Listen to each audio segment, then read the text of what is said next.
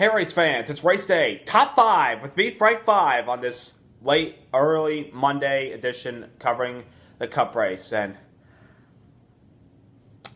my face says it all after the finish.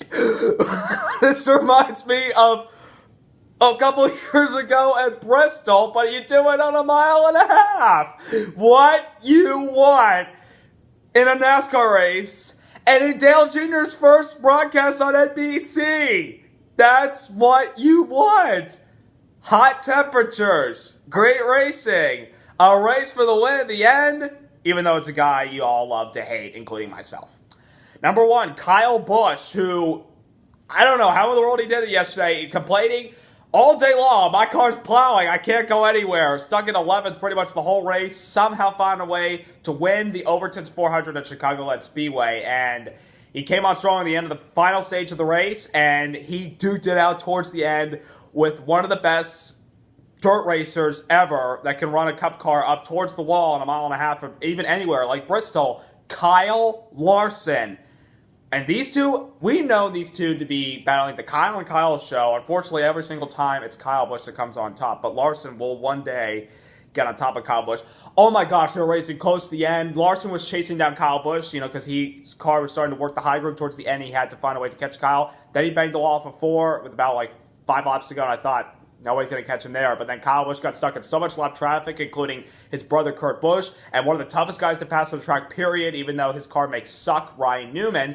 Kyle Busch got stuck in all that traffic, and Larson just chased it back down. And on the white flag, they were bumper to bumper. Larson made the dive bomb into turn 1 and 2, and Dale Jr. and I was like, slide job, slide job, slide job. And he didn't get it, but he knocked Busch into the wall and came back and passed him on the backstretch. And going into the 3, Kyle Busch applies the bump and run that Dale Earnhardt did to Terry Labonte in a Bristol race in '99, where Earnhardt said in Victory Lane, didn't mean to turn him out, really meant to rattle his cage. One of the best quotes in Victory Lane after racing at Bristol. He rattled Kyle Larson's cage in turn 3 and 4. Larson spun around. Busch hit the wall, but Busch passed Larson. Busch won the race. Larson saved the car to finish second.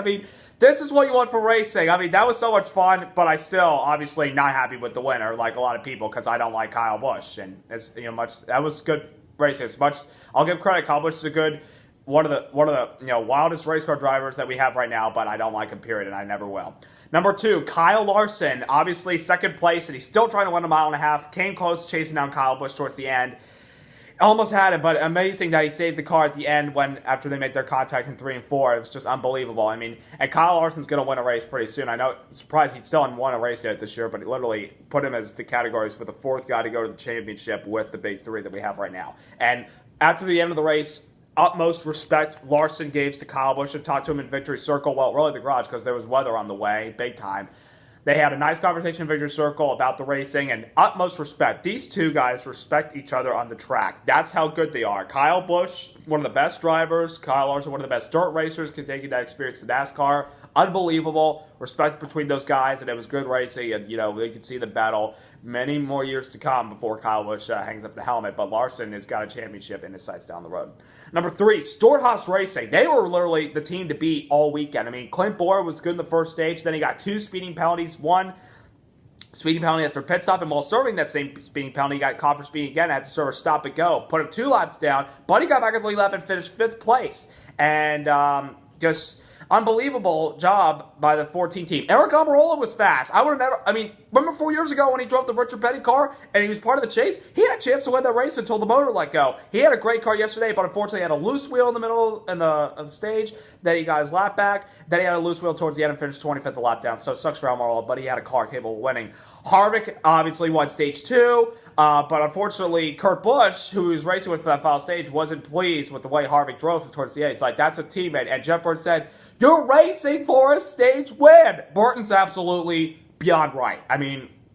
You're racing for a stage win. But then again, you want to get in trouble with the boss man, Tony Stewart and Gene Haas? I don't think so.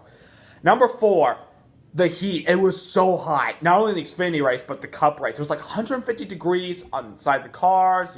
Guys were dehydrated. A couple guys were dehydrated toward the end of the race yesterday. But most part, everybody's had water bottles and ice bags, everything to keep them cool.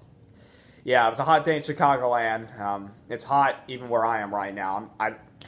It's just hot, period, because it's July, people, and we're coming up on the 4th of July. And number 5, the racing, other than the wild finish, the racing for the lead in the early portion of the race, even when it wasn't the big 3, it was a lot of fun. I mean, even mid-pack, we had some good races for position. It was a good race for Chicagoland, period. I thought it was wonderful. It reminded me kind of the 2009 race, even though it was under the lights, when Mark Martin pulled away from everybody, and there was racing between Johnson, Brian Vickers, Kurt Busch, Denny Hamlin, Jeff Gordon, Casey Kane. Even though it was the box car, the car tomorrow, it was still a lot of fun. That was a good race yesterday. And Dale Jr. did a great job broadcasting. Obviously, like Jeff Gordon's broadcasting career, he needs another year, before he really gets the hang of it. But I thought he did a good job yesterday, and I'm looking forward to him calling next week at Daytona. Finally, Chase Elliott, 19th place. I don't know what happened. We were a top 10 car the whole day, and I don't know what happened in that last restart. Just finished 19th, but we'll just go to Daytona and we'll pull off a win. But anyways, I want to wish everybody happy 4th of July coming up. Have a nice time at a barbecue. Hopefully there's nice weather. Enjoy some magical fireworks. I'm praying I get to see some fireworks too. And we'll be ready to bring the action under the lights for a fireworks bash at Daytona. How will Dale Jr. call this race at the broadcasting booth? I think he's going to be literally tugging everyone's ears off in the booth over Rick Gallen, Jeff Burton, and Steve Letarte. And either way, it's good to have NBC back for NASCAR. I mean, I enjoyed Fox, but it's good to have NBC back, especially with Dale Earnhardt Jr. Will Ricky Stenhouse Jr. repeat from last year? I hope he doesn't. Will Jimmy Johnson somehow find a way to run right on restrictor play race and win? Can Chase Elliott break through for his first win of his career? Can Larson break through for his first win of the season? Or can one of the masters at Daytona, Brad Keselowski, capitalize on a win? He still hasn't won yet this year. Only time will tell, folks. That's why gotta rest up this week. Enjoy the fireworks. Enjoy the 4th of July. And don't forget to subscribe. And don't forget to like. Congrats to Rowdy, Kyle Busch. Fun race. See y'all. And enjoy Daytona.